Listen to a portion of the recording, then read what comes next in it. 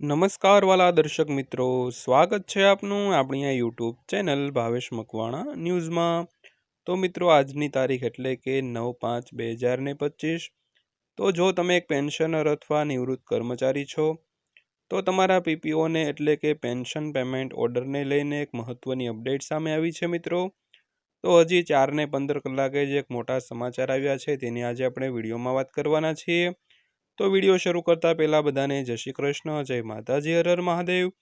Video પસંદ આવે તો વિડીયોને લાઇક કરજો અને આપણી આ ચેનલ સબસ્ક્રાઇબ કરી લેજો, કારણ કે આપણી આ ચેનલમાં તમને રોજબરોજ આવા જ વિડીયો જોવા મળવાના છે મિત્રો। તો શરૂ કરીએ આજનો વિડીયો। તો વાત કરીએ તો મોંઘવારી ભથ્થાને લઈને કેન્દ્રીય કર્મચારીઓ માટે સારા સમાચાર આવ્યા છે, તેમજ પીપીઓને લઈને પણ એક સારા સમાચાર આવ્યા છે। તો મોંઘવારી ભથ્થું વધીને 58% થશે।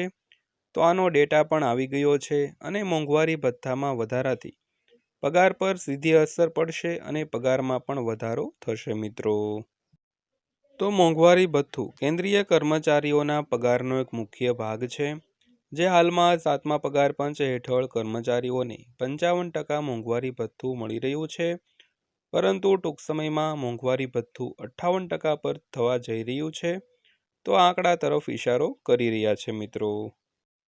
ત્યારબાદ વાત કરીએ તો એઆઈસીપીઆઈના આંકડા બહાર આવી ગયા છે। તાજેતરમાં કેન્દ્ર સરકાર દ્વારા જાન્યુઆરી 2025 માટે મોંઘવારી ભથ્થું 53%થી વધારીને 55% કરવામાં આવ્યું છે। તો કર્મચારીઓને આ વધારો પસંદ ન આવ્યો, તો હવે કર્મચારીઓ માટે એક બીજા સારા સમાચાર પણ આવી રહ્યા છે। તો ત્યારબાદ વાત કરીએ તો માર્ચ મહિનાના ઓલ ઇન્ડિયા કન્ઝ્યુમર પ્રાઇસ ઇન્ડેક્સના આંકડા કર્મચારીઓના મોંઘવારી ભથ્થા માટે મહત્વપૂર્ણ હોઈ શકે છે। તો આ આંકડા મોંઘવારી ભથ્થામાં વધારો સૂચવી રહ્યા છે મિત્રો। તો આ આંકડા શું છે તેની થોડી વાત કરીએ તો શ્રમ અને રોજગાર મંત્રાલય દ્વારા ઓલ ઇન્ડિયા કન્ઝ્યુમર પ્રાઇસ ઇન્ડેક્સનો ડેટા બહાર પાડવામાં આવ્યો છે। તો દર મહિને લેબર બ્યુરો મજૂરો માટે ફુગાવામાં વધારો કે ઘટાડો અંગે માહિતી આપે છે। તો આધારે કર્મચારીઓના મોંઘવારી ભથ્થાનું નક્કી કરવામાં આવે છે। તો દેશના 88 ઉદ્યોગો કેન્દ્રોના 317 બજારોમાંથી એકત્રિત કરાયેલા છૂટક ભાવોને આધારે અખિલ ભારતીય ગ્રાહક ભાવ સૂચકાંકનો ડેટા રેકોર્ડ તૈયાર કરવામાં આવે છે મિત્રો। તો ત્યારબાદ વાત કરીએ તો મોંઘવારી કેટલી વધી છે તેના વિશે। તો એઆઈસીપીઆઈના માર્ચ 2025ના ફુગાવાના ડેટા અનુસાર આ આંકડો 0.2 પોઈન્ટનો વધારો થયો છે। તો ફુગાવાનો દર 143 પોઈન્ટ પર પહોંચી ગયો છે। તો છેલ્લા 3 મહિનાથી તે ઘટી રહ્યો હતો, જે હવે ફરી વધ્યો છે। તો આનાથી કર્મચારીઓ માટે મોંઘવારી ભથ્થા અંગે એક આશાનું કિરણ પણ બહાર આવ્યું છે મિત્રો। તો ત્યારબાદ વાત કરીએ તો મોંઘવારી ભથ્થું કેટલું હોઈ શકે છે। તો અત્યાર સુધીના ડેટા અનુસાર એવું લાગે છે કે જુલાઈ 2025થી કર્મચારીઓ અને પેન્શનરોને આપવામાં આવતો મોંઘવારી ભથ્થું લગભગ 57.91% હોઈ શકે છે। જોકે તેને વધુ બનાવવામાં આવે તો 58% થશે। તો આ પહેલાં પણ ટકાવારી 55.99% હોવા છતાં કર્મચારીઓને માત્ર 55% જ આપવામાં આવ્યું હતું મિત્રો। ત્યારબાદ વાત કરીએ તો આગામી 3 મહિનાના આંકડા મહત્વપૂર્ણ છે। તો કેન્દ્રીય કર્મચારીઓના મોંઘવારી ભથ્થામાં વધારો કરવા માટે આગામી 3 મહિનાનો ડેટા જરૂરી છે। જો જુલાઈ 2025નું મોંઘવારી ભથ્થું આ આંકડા ઉપર આધારિત રહેશે, જો આગામી 3 મહિના એટલે કે એપ્રિલ, મે અને જૂન 2025 માટે ફુગાવાના આંકડા સકારાત્મક આવે છે, તો મોંઘવારી ભથ્થું વધવાનું નિશ્ચિત લાગે છે મિત્રો।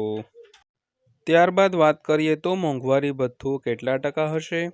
તો માર્ચ 2025 સુધીના ડેટા મુજબ મોંઘવારી ભથ્થું 57.06% થઈ રહ્યું છે। જો આગામી 3 મહિનાના આંકડા સમાન રહેશે તો પણ 12 મહિનાની સરેરાશ થોડી વધશે। આવી સ્થિતિમાં મોંઘવારી ભથ્થું લગભગ 57.86% સુધી પહોંચી શકે છે। તે જ સમયે જો આગામી થોડા મહિનામાં સંખ્યા વધે છે તો મોંઘવારી ભથ્થું પણ સરળતાથી 58% સુધી પહોંચી શકે છે। એટલે કે મોંઘવારી ભથ્થામાં 3%નો વધારો થઈ શકે છે મિત્રો। ત્યારબાદ વાત કરીએ તો 58% પુષ્ટિ થઈ ગઈ છે। તો મીડિયા રિપોર્ટ્સ અનુસાર મોંઘવારી ભથ્થું દશાંશમાં રાખવામાં આવતું નથી. જો મોંઘવારી ભથ્થું 57.50% ઉપરથી જાય છે તો સરકાર તેને 58% સુધી વધારી શકે છે. જો તે 57.50%ની નીચે રહે તો 57% કરી શકે છે. તો આવી સ્થિતિમાં જુલાઈમાં 2 થી 3%નો વધારો થઈ શકે છે. આવી સ્થિતિમાં 2 થી 3%ના વધારા સાથે મોંઘવારી ભથ્થું 57 થી 58% સુધી પહોંચી શકે છે. જો કે 58% શક્યતા વધારે લાગે છે મિત્રો. તો બીજી બાજુ વાત કરીએ તો મોંઘવારી ઘટી છે. તે જ સમયે ગયા વર્ષની સરખામણીમાં ફુગાવો ઘટ્યો છે. તો માર્ચ 2025માં ફુગાવો 2.95% હતો. તો માર્ચ 2024માં તે 4.20% હતો. તો ફુગાવામાં ઘટાડો એ સારી બાબત છે. જોકે મોંઘવારી ભથ્થું મહિનાના સરેરાશ આંકડાઓ પર આધાર રાખે છે અને જો આંકડાઓમાં થોડો પણ વધારો થાય છે તો ભથ્થામાં પણ વધારો થવાની શક્યતા વધી જાય છે. ત્યારબાદ વાત કરીએ તો પગારમાં કેટલો વધારો થશે તેના વિશે. તો મોંઘવારી ભથ્થામાં વધારાને કારણે કર્મચારીઓના પગારમાં મોટો વધારો થશે. જો ડીએમાં 3%નો વધારો થાય છે તો લઘુત્તમ મૂળભૂત પગાર 18,000 રૂપિયા હોય તો પગાર દર મહિને 540 રૂપિયાનો વધારો થશે. આનો અર્થ એ થયો કે કર્મચારીઓના ખાતામાં દર મહિને 540 રૂપિયા વધુ ઉમેરવામાં આવશે. તે જ સમયે જો કોઈનો મૂળ પગાર 50,000 રૂપિયા છે તો 3% મોંઘવારી ભથ્થાને કારણે તેને દર મહિને 1,500 રૂપિયા વધુ મળશે મિત્રો.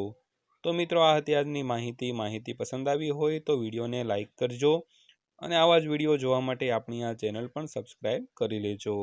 તો ફરીવાર પાછા મળીશું એક નવા વિડીયો સાથે, નવી માહિતી સાથે. ત્યાં સુધી સૌને જય હિન્દ, વંદે માતરમ.